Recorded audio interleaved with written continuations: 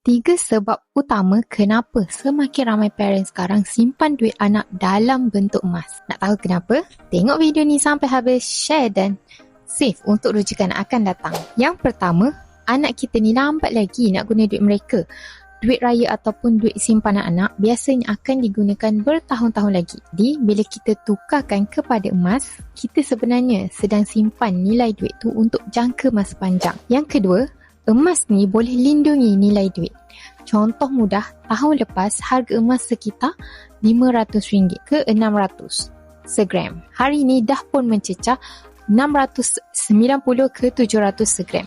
Maknanya, simpanan yang sama, nilai yang meningkat dari masa ke semasa. Yang ketiga, emas ni mudah. Yang mana emas ni mudah untuk disiplinkan simpanan anak.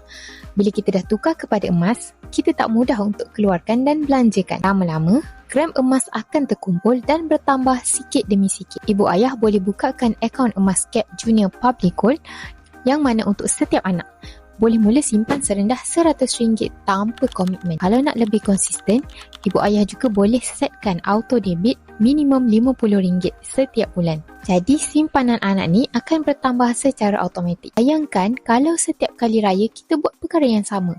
Ambil sebahagian duit raya anak dan tukar kepada emas. Suatu hari nanti bila anak dah besar, mereka bukan sahaja ada kenangan raya yang menyeronokkan, tapi juga ada simpanan yang ibu ayah dah kumpulkan untuk mereka.